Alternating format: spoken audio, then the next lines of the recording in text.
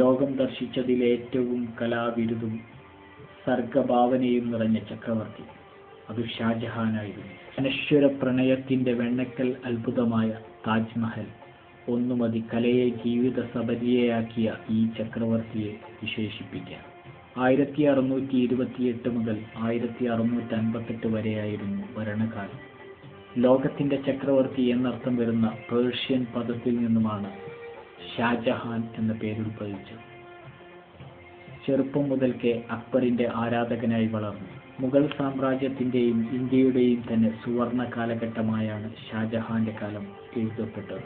അക്ബറിനെ പോലെ തന്നെ സാമ്രാജ്യ വിപുലീകരണത്തിൽ ഷാജഹാനും ഏറെ ശ്രദ്ധ പുലർത്തിയിരുന്നു. മുഗൾ കലയുടെയും സാംസ്കാരിക പൈതൃകത്തിന്റെയും ഉത്തമ കാലഘട്ടമായി ലോകപ്രശസ്ത ചരിത്രകാരന്മാർ ചൂണ്ടിക്കാണിക്കുന്നത് ഷാജഹാന്റെ ഭരണകാലത്തെയാണ്. ഇന്നും ജീവിക്കുന്ന സ്മാരകങ്ങളാണ് ഷാജഹാനെ അനശ്വരനാക്കുന്നത്. ഒരു മനുഷ്യായുസ്സിനിടയിൽ ഇത്രയും വശ്യസുന്ദരങ്ങളായ നിർമ്മിതികൾ നടത്തിയ ചക്രവർത്തി വേറെ അധികമൊന്നും ഉണ്ടാവില്ല. ആഗ്രയിൽ മാത്രം ഒതുങ്ങി നിന്നതായിരുന്നില്ല ഷാജഹാന്റെ നിർമ്മിതികൾ. ആഗ്രയിൽ നിന്നും ഇന്ത്യയുടെ തലസ്ഥാനം ഡൽഹിയിലേക്ക് മാറ്റുക എന്ന ആശയം കൊണ്ടുവരികയും അത് പ്രാവർത്തികമാക്കുകയും ചെയ്തത് ഷാജഹാൻ ചക്രവർത്തിയാണ്. ഡൽഹിയിലെ ഷാജഹാനാബാദും ചെങ്കോട്ടയും ജുമാ മസ്ജിദും കൂടാതെ പാകിസ്ഥാനിലെ ലാഹോർ വസീർഖാൻ മസ്ജിദ്, ഷാലിമാർ ഗാർഡൻ തുടങ്ങിയവയും ഷാജഹാൻ തന്റെ പേരിൽ കുറിച്ചിട്ടവയാണ്.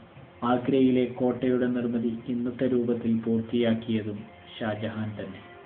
ഷാജഹാൻ ചക്രവർത്തിയുടെ സംഭാവനകളിൽ ഏറ്റവും അനുപമവും കവിത പോലെ സുന്ദരവുമായത് പ്രിയപത്നി മുംതാസ് മഹലിനായി നിർമ്മിക്കപ്പെട്ട താജ് മഹൽ തന്നെയാണ്. താജ് മഹൽ എന്ന ഈ വെണ്ണക്കൽ പ്രണയ കുടീരം ലോകത്തെ എക്കാലത്തെയും സപ്താത്ഭുതങ്ങളിൽ ഒന്നാണ്. പൂർണ്ണമായും മാർബിളിൽ തീർത്ത 4 വശങ്ങളിൽ നിന്നും ഒരുപോലെ ദൃശ്യമാകുന്ന യമുനയുടെ തീരത്തെ ഈ പ്രണയ ഗോപുരം കണ്ണുകൾക്കെന്നും വിസ്മയം തന്നെ. ഈ തിളങ്ങുന്ന വെണ്ണക്കൽ ശില്പത്തിന് പങ്കുവയ്ക്കാൻ ഒരനശ്വര പ്രണയകഥയുണ്ട്. പാൽനിലാവ് പോലൊരു പ്രണയകാവ്യമാണ് ഷാജഹാന്റെയും മുംതാസിന്റെയും. ജഹാംഗീർ ചക്രവർത്തി രാജ്യം ഭരിച്ചിരുന്ന കാലം. ഓമനപുത്രൻ ഷാജഹാൻ രാജകുമാരനെന്ന് വയസ്സ് 14 ആയിരുന്നു. ആയിടെയാണ് അർജുമന്ദ് ബീഗം എന്ന മുംതാസ് മഹലിനെ ഷാജഹാൻ ആദ്യമായി കണ്ടുമുട്ടുന്നത്. പേർഷ്യയിലെ രാജകുമാരിയെ കണ്ട മാത്രയിൽ തന്നെ പ്രണയം വിടർന്ന ഷാജഹാൻ അനുരാഗവിവശനായി. പിതാവിനോട് പ്രണയരഹസ്യം വെളിപ്പെടുത്തിയ ഷാജഹാന് വിവാഹ സമ്മതവും ലഭിച്ചു. പിന്നീട് 5 വർഷങ്ങൾക്കു ശേഷമാണ് ഈ പ്രണയ ജോഡികൾ വിവാഹത്തിലൂടെ ഒന്നിക്കുന്നത്. സന്തോഷം നിറഞ്ഞ ആ ദാമ്പത്യ ജീവിതം നല്ല രീതിയിൽ തുടർന്നു പോകും. 14ാമത്തെ കുഞ്ഞിന് ജന്മം നൽകവെ മുംതാസ് മഹൽ ഈ ലോകത്തോട് വിട പറഞ്ഞു. അധികം താമസിയാതെ തന്നെ പ്രാണപ്രേയസിയുടെ ഓർമ്മകൾ അനശ്വരമാക്കി താജ്മഹൽ എന്ന നിത്യവിസ്മയമൊരുക്കുകയായിരുന്നു ഷാജഹാൻ ചെയ്തത്. 22 വർഷങ്ങളെടുത്ത് 22,000 പേർ വിയർപ്പൊഴുക്കിയാണ് താജ് പണിതത്. 1630 നിർമ്മിതി ആരംഭിച്ച ഈ സൗന്ദര്യ ഗോപുരത്തിന് നിർമ്മാണ നേതൃത്വം നൽകിയത് പേർഷ്യൻ ശില്പിയായ ഉസ്താദ് ഇസയായിരുന്നു. അധികാരമോഹികളായി സ്വന്തം പുത്രന്മാർ പരസ്പരം കലഹിച്ച കാലം.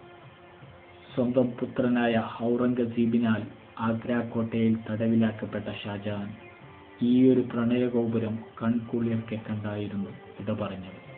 വിശുദ്ധ ഖുർആനിലെ ദൈവീക വചനങ്ങൾ ആലേഖനം ചെയ്യപ്പെട്ട കവാടത്തിൽ നിർമ്മിക്കപ്പെട്ട അർദ്ധവൃത്താകൃതിയിലുള്ള മകുടങ്ങളാണ് താജിന്റെ പ്രധാന ആകർഷണം. മാർബിൾ വിരിച്ച തറയിൽ പ്രൗഢിയോടെ ഉയർന്നു നിൽക്കുന്ന തൂണുകൾ താജിന്റെ സൗന്ദര്യം വർദ്ധിപ്പിക്കുന്നു. താജിന്റെ ഏറ്റവും മധ്യത്തിലായി വരുന്ന മകുടത്തിന്റെ വിസ്തൃതി 60 അടിയും ഉയരം 80 അടിയുമാണ്. ഈ മകുടത്തിന്റെ ഒത്ത നടുവിലാണ് മുംതാസ് മഹൽ അന്ത്യവിശ്രമം കൊള്ളുന്നത്. അതിന് തൊട്ടടുത്തു തന്നെയാണ് അന്ത്യാഭിലാഷമനുസരിച്ച് ഷാജഹാനെയും അടക്കം ചെയ്തിരിക്കുന്നത്. വർണ്ണനകൾക്കതീതമായ ശില്പവിദ്യകളും കൊത്തുപണികളും കൊണ്ട് സമ്പന്നമാണ് താജിന്റെ അകത്തളങ്ങൾ. സ്വദേശികളും വിദേശികളും അടങ്ങുന്ന 3 മില്യൺ ആളുകളാണ് പ്രതിവർഷം താജിന്റെ സൗന്ദര്യം നുകരാനായെത്തുന്നത്. പുരാവസ്തു വകുപ്പിനാണ് ഇതിന്റെ സംരക്ഷണ ചുമതലയുള്ളത്. ലോകാത്ഭുതങ്ങളിലൊന്നും യുനെസ്കോയുടെ പൈതൃക പട്ടികയിൽ സ്ഥാനം പിടിച്ചതുമായ താജിന്റെ വെണ്ണക്കൽ തെളിമ ഇന്ന് മങ്ങിക്കൊണ്ടിരിക്കുകയാണ്. വാണിജ്യ നഗരമായ ആഗ്രയിലെ അന്തരീക്ഷത്തിലെ വിഷപ്പുകകൾ താജിനെ മഞ്ഞ നിറമുള്ളതാക്കാൻ തുടങ്ങിയിട്ട് വർഷങ്ങളായി. സമൃദ്ധിയുടെ യമുനാ നദി വറ്റി വരണ്ടു നിൽക്കുന്നു. ലോകമെമ്പാടും നിന്നും മുറവിളികൾ ഉയരുന്നുണ്ടെങ്കിലും താജിന് ഒരു സംരക്ഷണ കവചം തീർക്കാനുള്ള പദ്ധതി ഇനിയുമെങ്ങും എത്തിയിട്ടില്ല. താജ് എന്ന വിസ്മയ ശില്പത്തിൽ അവസാനിച്ചതായിരുന്നില്ല ഷാജഹാന്റെ നിർമ്മാണ മാഹാത്മ്യം. ഷാജഹാൻ ഡൽഹി കേന്ദ്രമാക്കി ഭരിക്കുമ്പോൾ ഷാജഹാനാബാദ് ആയിരുന്നു രാജധാനി. ഓൾഡ് ഡൽഹിയിലാണ് ഷാജഹാനാബാദ്. 1639 ഷാജഹാൻ ഈ നഗരം നിർമ്മിച്ചത്. മുൻപ് ഇവിടെയെല്ലാം രാജകീയ പ്രൗഢി നിറഞ്ഞതായിരുന്നു. ഇടുങ്ങിയ തെരുവുകൾ നിറഞ്ഞ ഒരു തെരുവുകളുടെ നഗരമാണ് ഷാജഹാനാബാദ്.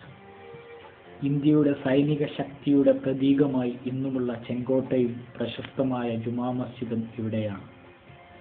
പെരുമ പേറുന്ന ബസാറുകളായ ചാന്ദിനി ചൗക്കും മീനാ ബസാറുമെല്ലാം ഇവിടെ തന്നെയാണ്. പള്ളികളും പൂന്തോട്ടങ്ങളും കച്ചവട കേന്ദ്രങ്ങളുമൊക്കെയായി രാജകീയ പൈതൃകം പേറുന്ന ഒരു സംസ്കൃതിയായിരുന്നു ഷാജഹാനാബാദ്.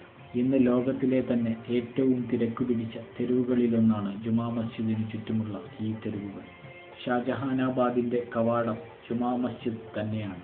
ലോകത്തെ പ്രതിഫലിപ്പിക്കുന്ന മസ്ജിദ് എന്നർത്ഥം വരുന്ന മസ്ജിദ് ഇ ജഹാൻ ഉമ്മ എന്ന പദത്തിൽ നിന്നുമാണ് ജുമാ മസ്ജിദ് എന്ന നാമം ഉത്ഭവിക്കുന്നത്.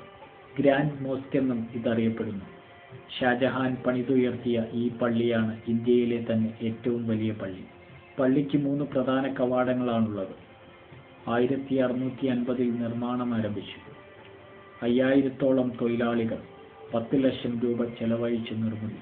മാർബിളും ചെങ്കല്ലും പാകിയ പള്ളിക്ക് ഉൾവശം 25,000 പേരെ ഉൾക്കൊള്ളുവാൻ പ്രാപ്തമാണ്. ഒട്ടേറെ പടവുകൾ കയറി വേണം പള്ളിയുടെ അകം മൈതാനത്തെത്താൻ. 4 മീറ്റർ ഉയരമുള്ള 2 മിനാരങ്ങൾ ഏറെ ആകർഷണീയമാണ്. 1857 ഒന്നാം സ്വാതന്ത്ര്യ സമരം പൊട്ടിപ്പുറപ്പെടുന്നത് വരെ ഇവിടെ ഒരു മദ്രസ ഉണ്ടായിരുന്നതായി രേഖകൾ ഉണ്ട്. മാർബിളിൽ നിർമ്മിക്കപ്പെട്ട 3 മകുടങ്ങളാണ് ജുമാ മസ്ജിദിന്റെ മുകൾ ഭാഗം ഭംഗി നിറഞ്ഞതാക്കുന്നത്. 130 അടിയാണ് മിനാരങ്ങളുടെ ഉയരം. 100-ലധികം പടവുകൾ കയറി മിനാരത്തിന് മുകളിലെത്തിയാൽ ഓൾഡ് ഡൽഹിയുടെ അപൂർവ കാഴ്ചകളാണ് വിരുന്നിനെത്തുക. ഈ ആകാശ ദൃശ്യങ്ങൾ തന്നെയാണ് ഇവിടെ ഏറെ സഞ്ചാരികളെ ആകർഷിക്കുന്നത്.